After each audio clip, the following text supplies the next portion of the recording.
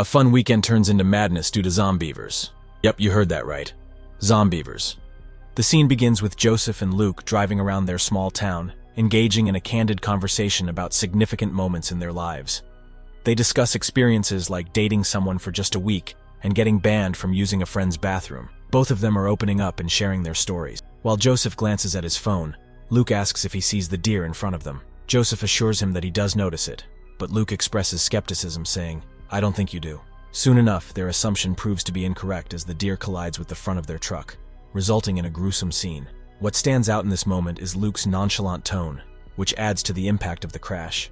During the accident, one of the containers carrying toxic waste falls off the truck and lands in a nearby river. After Luke informs Joseph that the deer didn't survive, they continue with their day, and we observe the toxic container floating downstream. In the following scene, we see Jen crying inside a gas station restroom. She receives a message from her boyfriend, Sam, apologizing for something. However, she calls him out for being dishonest, wipes away her tears, and proceeds to reapply her makeup. Eventually, she returns to the car where Zoe and Mary are waiting, ready to head to the cabin. Meanwhile, at the lake, a young boy is fishing and appears to have caught a remarkably large fish. However, he loses his fishing pole as the fish pulls it into the water.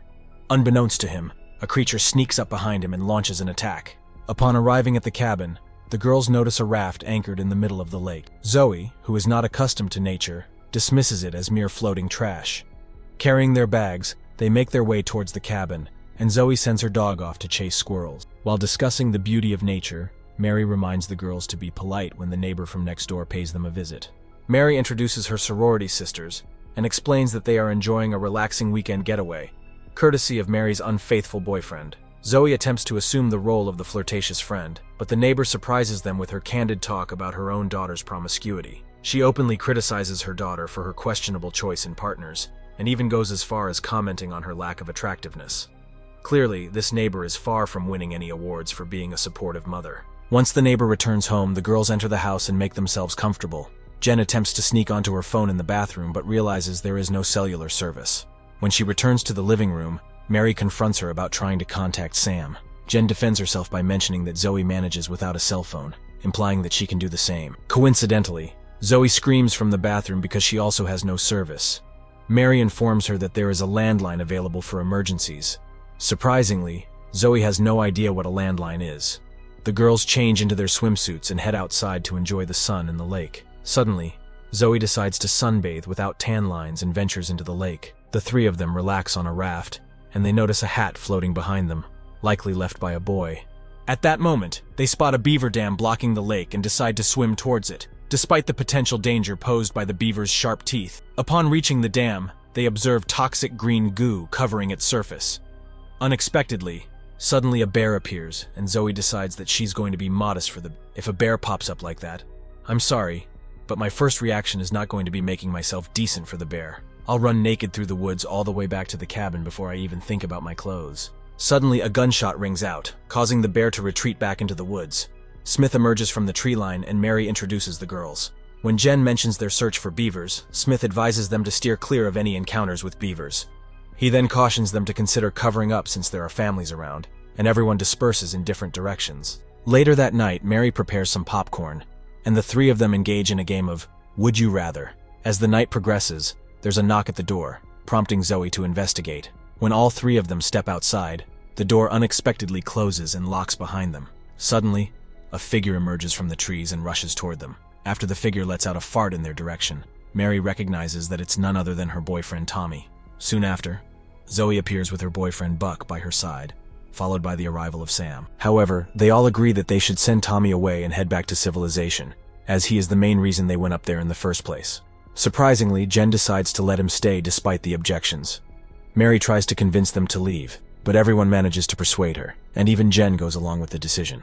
Upon returning indoors, Buck and Jen settle on the couch, while the sounds of other couples engaging in intimate activities fill the air. Buck and Zoe are far from being discreet, their noises capable of scaring away even zombies if need be. Sam attempts to inquire about the real reason for Jen's anger, but she shows him a picture of him kissing another girl at a party. Unfortunately, the girl's face is not clearly visible. Sam tries to attribute his actions to being heavily drunk, but Jen finds this excuse inadequate. She slaps him multiple times. However, when they are halfway to the bedroom, Sam tries to initiate intimacy again. Seizing the opportunity, Jen knees him in his sensitive area, leaving him alone with the dog. After everyone concludes their bedroom escapades, Jen proceeds to the bathroom to take a shower. However, she is startled by a thumping sound emanating from the shower. When she opens the curtain, a zombie jumps out at her. Startled by her screams, everyone rushes out to see what is happening. Jen attempts to explain what she saw in the bathroom, prompting them to grab a bat and investigate. Tommy takes the lead, but there is nothing there. However, when Buck enters, a zombie emerges from beneath the bathroom sink. Tommy strikes at it repeatedly, but it appears indestructible. Eventually, they believe they have killed it and dispose of it in a garbage bag on the porch. Everyone gathers inside to drown their troubles in alcohol, trying to forget the disturbing image of the bizarre-looking beaver. Jen suggests the possibility of leaving that night, but no one else agrees. Buck proposes the unconventional idea of a safety orgy, but he's the only one willing to participate. To add to the chaos, there's a garbage bag with the Zombeavers on the front porch. If more than 2 of them survive this ordeal, it would be a surprise. The next morning, everyone goes outside to enjoy the lake, but Jen notices that the beaver is missing. Tommy assumes a wild animal must have taken it away, but nobody seems too concerned. Mary and Sam relax on the raft, while Jen sits by the shore. Sam asks Jen if she plans to reveal that she's the mystery girl in the picture. Tommy notices their closeness, but shifts his attention to persuading Jen to get in the water again. Just as Jen finally dips her feet in the lake, something brushes against her legs. Everyone jokes around, but when Buck gets pulled underwater, he resurfaces holding his foot in his hand. Panic ensues, and they all swim towards the raft, trying to make sense of what's happening. Suddenly, Sam notices the beavers swimming towards them. It feels like nature itself is against them. When beavers retaliate, it's a sign that something else in the animal kingdom has a grudge against them too. It's easy to forget that beavers are animals until witnessing this movie. The beavers start tearing apart the raft, and in a last-minute strategy, Jen lures a beaver follower into the cabin. Sam throws the dog into the lake as a distraction for the beavers, giving them a chance to swim back to shore. Meanwhile, as Jen is being chased by the attacking beaver, it literally tears itself apart while pursuing her onto the kitchen island. She stabs it in the head, but even that fails to stop it. Once everyone manages to get inside, they gather around the beaver in the kitchen, trying to make sense of the situation. Eventually, Jen brings up the revelation that the beaver is actually a zombie. The beavers even chew through the landline phone cable. After a small altercation between the girls, Zoe reveals that it was Mary in the picture, leading to tension among the group. Suddenly, the beavers start thumping their tails, intimidating them successfully. At this point, one might consider letting the beavers win and calling it a day. Finally, Tommy agrees to take Zoe, Buck, and Buck's injured foot into town, although there's no guarantee they will make it to the car safely. They hurriedly rush and hop into the car, successfully making their way to it.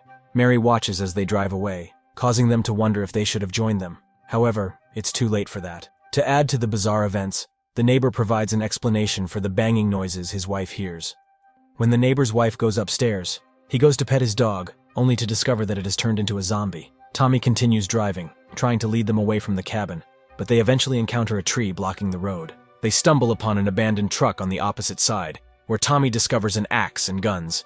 He hands the axe to Zoe and sends her and Buck back to the cabin. Suddenly, a tree collapses on Tommy, putting an end to his story. Just as a beaver lunges at Zoe, Smith arrives and shoots down the beaver. Zoe and Buck swiftly get into Smith's truck with Buck's injured foot, and they return to the cabin. Meanwhile, the remaining survivors in the cabin have just finished barricading it. It's disheartening to see how poorly these college kids are handling the situation, raising doubts about their ability to survive in the real world.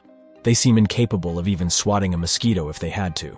When the beavers resurface, Smith and the couple head towards the neighboring house to search for the neighbors. The atmosphere is eerily silent, and Smith holds little hope for finding the neighbors alive. During their search, they discover a deceased individual downstairs, and the telephone wires have been chewed through. Back at the cabin, Mary reads about beavers and brings up the mistake she made of kissing Sam, reflecting on their friendship and history of dating each other's boyfriends.